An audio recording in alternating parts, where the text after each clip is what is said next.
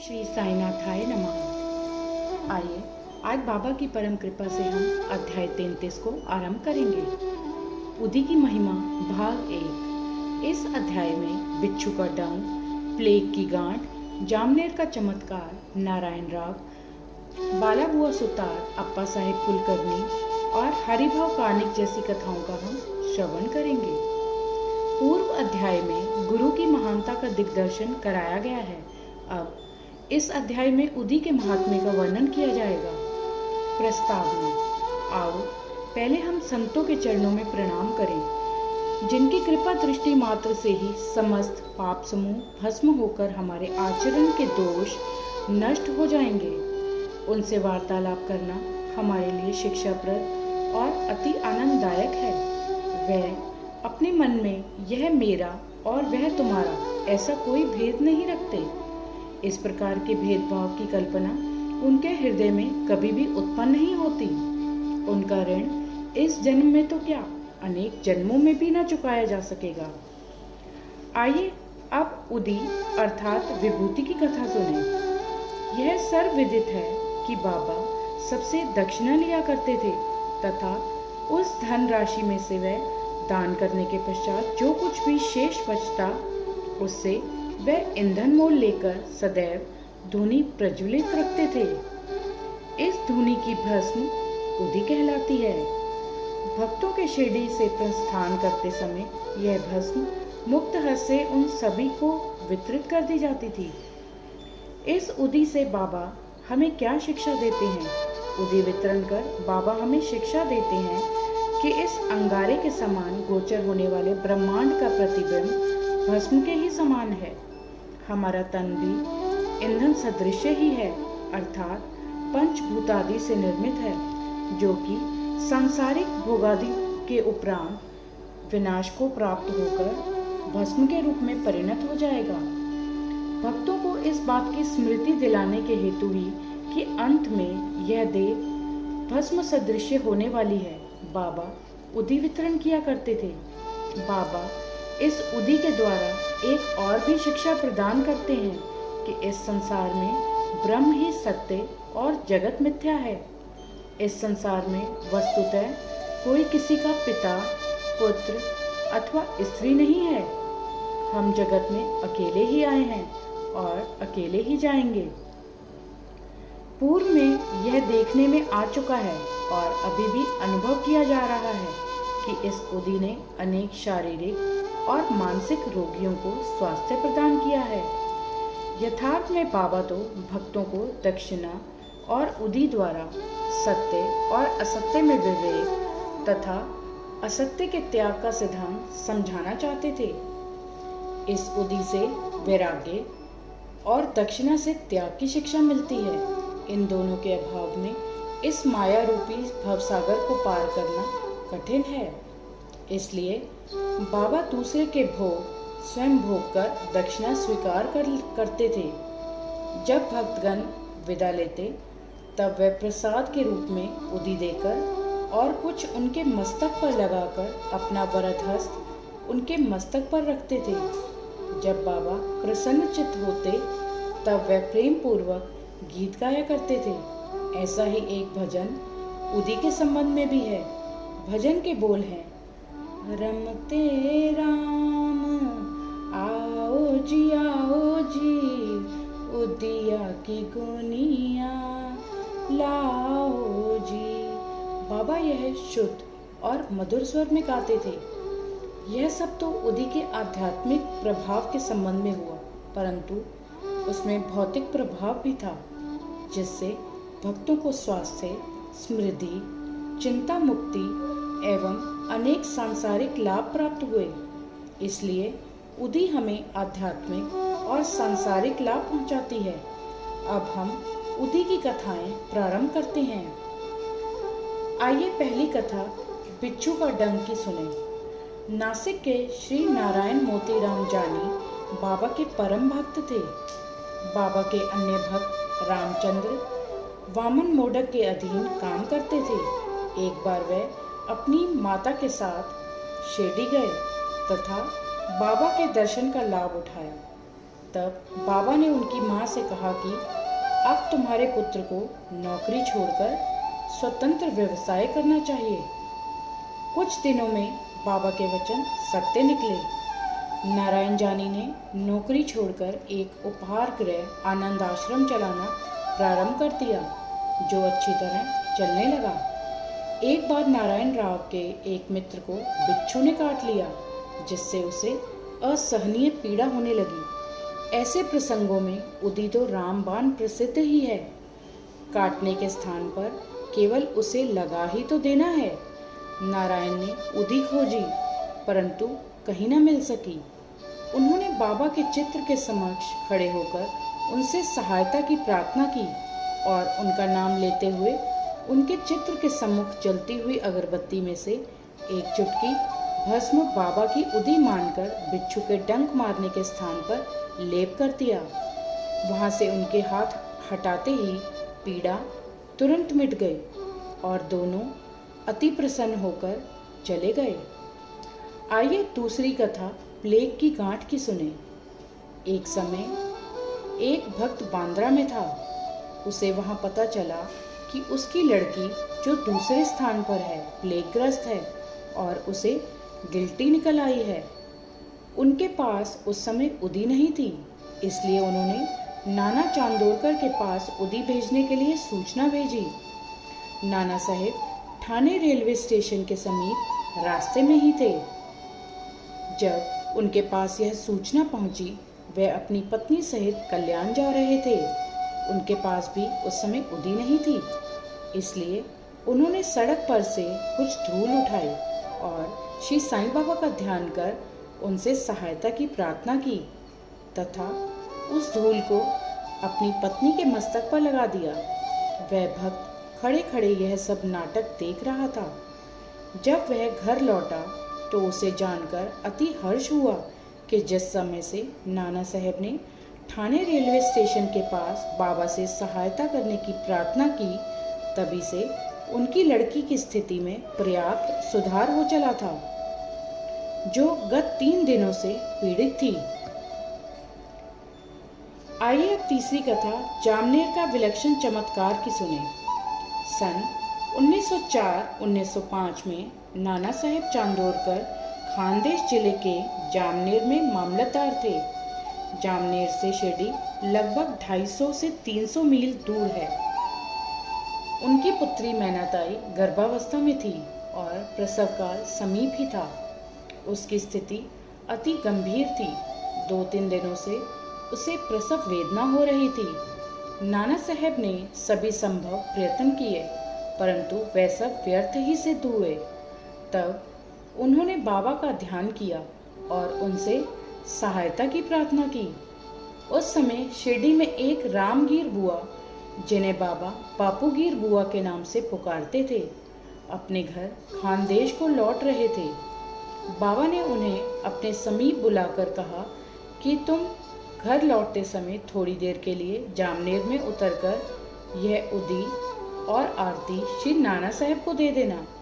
रामगीर बुआ बोले कि मेरे पास तो केवल 2 ही रुपए हैं, जो कठिनाई से जलगांव तक के किराए को ही पर्याप्त होंगे। फिर ऐसी स्थिति में जलगांव से 35 मील दूर और आगे जाना मेरे लिए कैसे संभव होगा। बाबा ने उत्तर दिया कि चिंता की कोई बात नहीं, तुम्हारी सब व्यवस्था हो जाएगी। तब बाबा ने श्यामा से माधव अडकर द्वारा रचित प्रसिद्ध आरती की प्रतिलिपि कराई और उदी के साथ नाना साहब के पास भेज दी। बाबा के वचनों पर विश्वास कर रामगीर बुआ ने शिरडी से प्रस्थान कर दिया और 2:45 बजे रात्रि को जलगांव पहुंचे। इस समय उनके पास केवल 2 आने ही शेष थे, जिससे वे बड़ी दुविधा में थे। इतने में ही एक आवाज उनके कानों में पड़ी कि शिरडी से आए हुए बापूगीर बुआ कौन है। उन्होंने आगे बढ़कर बताया कि मैं शिरडी से आ रहा हूँ और मेरा ही नाम बापूगीर बुआ है। उस चपरासी ने, जो कि अपने आप को नाना साहेब चांदोरकर द्वारा भेजा हुआ बतला रहा था, उन्हें बाहर लाकर एक शानदार तांगे में बिठाया जिसमें 2 सुंदर घोड़े जुते हुए थे। अब वे दोनों रवाना हो गए। तांगा रोककर घोड़ों ने पानी पिया। इसी बीच चपरासी ने रामगीर बुआ से थोड़ा सा नाश्ता करने को कहा। उसकी दाढ़ी मूछें तथा अन्य वेशभूषा से उसे मुसलमान समझकर उन्होंने जलपान करना अस्वीकार कर दिया। तब उस चपरासी ने कहा कि मैं गढ़वाल का क्षत्रिय वंशी हिंदू हूँ। यह सब नाश्ता नाना साहब ने आपके लिए ही भेजा है तथा उसमें आपको कोई आपत्ति और संदेह नहीं करना चाहिए। तब वे दोनों जलपान कर पुनः रवाना हुए और सूर्योदय काल में जामनेर पहुंच गए। रामगीर बुआ लघु शंका को गए और थोड़ी देर में जब वे लौट कर आए तो क्या देखते हैं कि वहां ना तो तांगा था, न तांगे वाला और ना ही तांगे के घोड़े। उनके मुख से एक शब्द भी ना निकल रहा था। वे समीप की कचहरी में पूछताछ करने गए और वहां उन्हें पता चला कि इस समय मामलतदार घर पर ही हैं।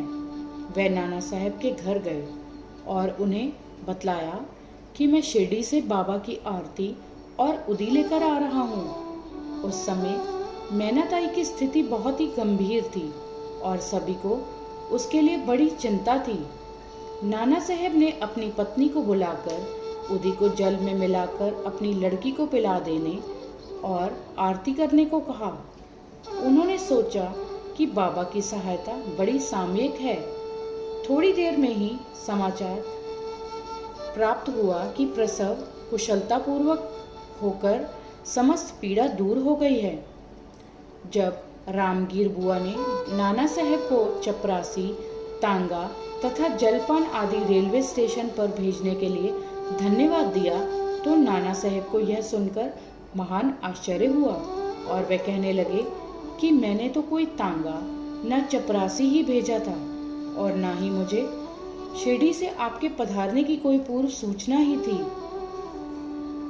ठाणे के सेवानिवृत्त श्री B.V. देव ने नाना साहब चांदोरकर के पुत्र बापू साहब चांदोरकर और शिरडी के रामगीर बुआ से इस संबंध में बड़ी पूछताछ भी की और फिर संतुष्ट होकर श्री साईं लीला पत्रिका भाग 13 में गद्य और पद्य में एक सुंदर रचना प्रकाशित की। श्री B.V. नरसिंह स्वामी ने भी मैनाताई, बापू साहब चांदोरकर और रामगीर बुआ के कथन लिए हैं जो क्रमशः 1 जून 1936, 16 सितंबर 1936 और 1 दिसंबर 1936 को छपे हैं और यह सब उन्होंने अपनी पुस्तक भक्तों के अनुभव भाग 3 में प्रकाशित किए हैं। निम्नलिखित प्रसंग रामगीर बुआ के कथनानुसार उद्धृत है। एक दिन मुझे बाबा ने अपने समीप बुलाकर एक उदी की पुड़िया और एक आरती की प्रतिलिपि लेकर आज्ञा दी कि जामनेर जाओ और यह आरती तथा उदी नाना साहब को दे दो। मैंने बाबा को बताया कि मेरे पास केवल 2 रुपये ही हैं जो कि कोपर गांव से जलगांव जाने और फिर वहां से बैलगाड़ी द्वारा जामनेर जाने के लिए अपर्याप्त हैं। बाबा ने कहा, अल्लाह देगा। शुक्रवार का दिन था। मैं शीघ्र ही रवाना हो गया। मैं मनमाड़ 6:30 बजे सायंकाल और जलगांव रात्रि को 2:45 पर पहुंचा। उस समय प्लेग निवारक आदेश जारी थे जिससे मुझे असुविधा हुई और मैं सोच रहा था कि कैसे जामनेर पहुंचूं। रात्रि को 3 बजे एक चपरासी आया जो पैर में बूट पहने हुए था, सिर पर पगड़ी बांधे व अन्य पोशाक भी पहने था। उसने मुझे तांगे में बैठा दिया और तांगा चल पड़ा। मैं उस समय भयभीत सा हो रहा था। मार्ग में पहोर के समीप मैंने जलपान किया। जब प्रातःकाल जामनेर पहुंचा तब उसी समय मुझे लघु शंका करने की इच्छा हुई। जब मैं लौटकर आया तब देखा कि वहां कुछ भी नहीं था। तांगा और तांगे वाला अदृश्य है। आइए अब नारायण राव की कथा सुने। भक्त नारायण राव को बाबा के दर्शनों का 3 बार सौभाग्य प्राप्त हुआ। सन 1918 में बाबा के महासमाधि लेने के 3 वर्ष पश्चात वे शिरडी जाना चाहते थे। परंतु किसी कारणवश उनका जाना न हो सका। बाबा के समाधिस्थ होने के 1 वर्ष के भीतर ही वह रुग्ण हो गए। किसी भी उपचार से उन्हें लाभ न हुआ। तब उन्होंने 8 प्रहर बाबा का ध्यान करना प्रारंभ कर दिया। एक रात को उन्हें स्वप्न हुआ, बाबा एक गुफा में से आते हुए दिखाई पड़े और सांत्वना देकर कहने लगे कि घबराओ नहीं, तुम्हें कल से आराम हो जाएगा और 1 सप्ताह में ही चलने फिरने लगोगे। ठीक उतने ही समय में नारायण राव स्वस्थ हो गए। अब यह प्रश्न विचारणीय है कि क्या बाबा देहधारी होने से जीवित कहलाते थे और क्या उन्होंने देह त्याग दी इसलिए मृत हो गए? नहीं, बाबा अमर हैं क्योंकि वह जीवन और मृत्यु से परे हैं। एक बार भी अनन्य भाव से जो उनकी शरण में जाता है वह कहीं भी हो उसे वह सहायता पहुंचाते हैं। वह तो सदा हमारे साथ ही खड़े हैं और चाहे जैसा रूप लेकर भक्त के समक्ष प्रकट होकर उसकी इच्छा पूर्ण कर देते हैं। आइए अब अप्पा साहेब कुलकर्णी की कथा सुने। सन 1917 में अप्पा साहेब कुलकर्णी के शुभ दिन आए। उनका ठाणे को स्थानांतरण हो गया। उन्होंने बाला साहेब भाटे द्वारा प्राप्त बाबा के चित्र का पूजन करना आरंभ कर दिया। उन्होंने सच्चे हृदय से पूजा की। वे हर दिन फूल, चंदन और निवेद्य बाबा को अर्पित करते और उनके दर्शनों की बड़ी अभिलाषा रखते थे। इस संबंध में इतना तो कहा जा सकता है कि भावपूर्ण बाबा के चित्र को देखना ही बाबा के प्रत्यक्ष दर्शन के सदृश है। नीचे लिखी कथा यह बात को स्पष्ट कर देती है। बाला बुआ सुतार की कथा। बंबई में एक बाला बुआ नाम के संत थे जो कि अपनी भक्ति, भजन और आचरण के कारण आधुनिक तुकाराम के नाम से विख्यात थे। सन 1917 में वे शिरडी आए। जब उन्होंने बाबा को प्रणाम किया तो बाबा कहने लगे कि मैं तो इन्हें 4 वर्षों से जानता हूँ। बाला बुआ को आश्चर्य हुआ और उन्होंने सोचा कि मैं तो प्रथम बार ही शिरडी आया हूँ, फिर यह कैसे संभव हो सकता है। गहन चिंतन करने पर उन्हें बाबा के शब्दों की यथार्थता का बोध हो गया और वे मन ही मन कहने लगे कि संत कितने सर्वव्यापक और सर्वज्ञानी होते हैं तथा अपने भक्तों के प्रति उनके हृदय में कितनी दया होती है। मैंने तो केवल उनके चित्र को ही नमस्कार किया था तो भी यह घटना उनको ज्ञात हो गई। इसलिए उन्होंने मुझे इस बात का अनुभव कराया है कि उनके चित्र को देखना ही उनके दर्शन करने के सदृश है। अब हम अप्पा साहेब की कथा पर आते हैं। जब वे ठाणे में थे तो उन्हें भिवंडी दौरे पर जाना पड़ा, जहां से उन्हें 1 सप्ताह में लौटना संभव न था। उनकी अनुपस्थिति में तीसरे दिन उनके घर में निम्नलिखित विचित्र घटना हुई। दोपहर के समय अप्पा साहेब के घर पर एक फकीर आया जिसकी आकृति बाबा के चित्र से ही मिलती जुलती थी। श्रीमती कुलकर्णी तथा उनके बच्चों ने उनसे पूछा कि आप शिरडी के श्री साईं बाबा तो नहीं हैं। इस पर उत्तर मिला कि वे तो साईं बाबा के आज्ञाकारी सेवक हैं और उनकी आज्ञा से ही आप लोगों का कुशल क्षेम पूछने यहाँ आए हैं। फकीर ने दक्षिणा मांगी तो श्रीमती कुलकर्णी ने उन्हें 1 रुपया भेंट किया। तब फकीर ने उन्हें उदी की एक पुड़िया देते हुए कहा कि इसे अपने पूजन के चित्र के साथ रखो। इतना कहकर वह वहां से चला गया। अब बाबा की अद्भुत लीला सुनते हैं। भिवंडी में अप्पा साहेब का घोड़ा बीमार हो गया जिससे वह दौरे पर आगे न जा सके। तब उस शाम वह घर लौट आए। घर आने पर उन्हें पत्नी के द्वारा फकीर के आगमन का समाचार प्राप्त हुआ। उन्हें मन में थोड़ी अशांति सी हुई कि मैं फकीर के दर्शनों से वंचित रह गया तथा पत्नी द्वारा केवल 1 रुपया दक्षिणा देना उन्हें अच्छा नहीं लगा। वह कहने लगे कि यदि मैं उपस्थित होता तो 10 रुपए से कम कभी नहीं देता।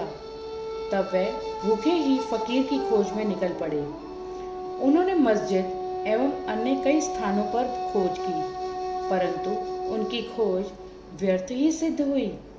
पाठक अध्याय 32 में कहे बाबा के वचनों का स्मरण करें कि भूखे पेट ईश्वर की खोज नहीं करनी चाहिए। अप्पा साहेब को शिक्षा मिल गई। भोजन के उपरांत वे जब अपने मित्र श्री चित्रे के साथ घूमने निकले, तब थोड़ी ही देर जाने पर उन्हें सामने से एक फकीर द्रुत गति से आता हुआ दिखलाई पड़ा। अप्पा साहब ने सोचा कि यह तो वही फकीर प्रतीत होता है जो मेरे घर पर आया था, तथा उसकी छवि भी बाबा के चित्र के अनुरूप ही है। फकीर ने तुरंत ही हाथ बढ़ाकर दक्षिणा मांगी। अप्पा साहब ने उन्हें 1 रुपया दे दिया। तब वह और मांगने लगा। अब अप्पा साहब ने 2 रुपए दिए, तब भी उसे संतोष नहीं हुआ। उन्होंने अपने मित्र चित्रे से 3 रुपए उधार लेकर दिए, फिर भी वह मांगता ही रहा। तब अप्पा साहब ने उसे घर चलने को कहा। सब लोग घर आए और अप्पा साहब ने उन्हें 3 रुपए और दिए, अर्थात कुल 9 रुपए। फिर भी वह असंतुष्ट प्रतीत होता था और मांगे ही जा रहा था। तब अप्पा साहब ने कहा कि मेरे पास तो 10 रुपए का नोट है। तब फकीर ने नोट ले लिया और 9 रुपए लौटाकर चला गया। अप्पा साहब ने 10 रुपए देने को कहा था, इसलिए उनसे 10 रुपए ही लिए और बाबा द्वारा स्पर्शित 9 रुपए उन्हें वापस मिल गए। अंक 9 रुपए अर्थपूर्ण है तथा नवविधा भक्ति की ओर इंगित करते हैं। यहाँ ध्यान दें कि लक्ष्मीबाई को भी उन्होंने अंत समय में 9 रुपए ही दिए थे। उदी की पुड़िया खोलने पर अप्पा साहब ने देखा कि उसमें फूल के पत्ते और अक्षत हैं। जब वह कालांतर में शिरडी गए तो उन्हें बाबा ने अपना एक केश भी दिया।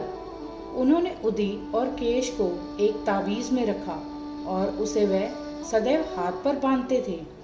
अब अप्पा साहब को उदी की शक्ति विदित हो चुकी थी। वह कुशाग्र बुद्धि के थे। प्रथम उन्हें 40 रुपए मासिक मिलते थे, परंतु बाबा की उदी और चित्र प्राप्त होने के पश्चात उनका वेतन कई गुना हो गया। उन्हें मान और यश भी मिला।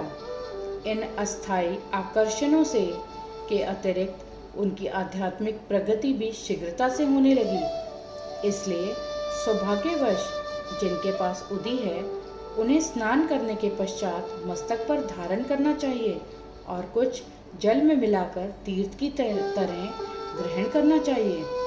आइए अब हरिभाव कानिक की कथा सुने। सन 1917 में गुरु पूर्णिमा के शुभ दिन डहाणू जिला ठाणे के हरिभाव कानिक शिरडी आए तथा उन्होंने बाबा का यथाविधि पूजन किया। उन्होंने वस्तुएं और दक्षिणा आदि भेंट कर बाबा के द्वारा श्यामा के द्वारा बाबा के लौटने की आज्ञा प्राप्त की। वह मस्जिद की सीढ़ियों से उतरे ही थे कि उन्हें विचार आया कि बाबा को 1 रुपया और अर्पण करना चाहिए। वह श्यामा को संकेत से यह सूचना देना चाहते थे कि बाबा से जाने की आज्ञा प्राप्त हो चुकी है, इसलिए मैं वापस लौट कर नहीं जाना चाहता हूँ। परंतु श्यामा का ध्यान उनकी ओर नहीं गया, इसलिए वह घर को चल पड़े। मार्ग में वह नासिक में श्री कालाराम के मंदिर में दर्शन को गए। संत नरसिंह महाराज, जो कि मंदिर के मुख्य द्वार के भीतर बैठा करते थे, भक्तों को वहीं छोड़कर हरिभाव के पास आए और उनका हाथ पकड़कर कहने लगे कि मुझे मेरा रुपया दे दो। कर्णिक को बड़ा आश्चर्य हुआ और उन्होंने सहर्ष रुपया दे दिया। उन्हें विचार आया कि मैंने बाबा को रुपया देने का मन में संकल्प किया था और बाबा ने यह रुपया नासिक के नरसिंह महाराज के द्वारा ले लिया है।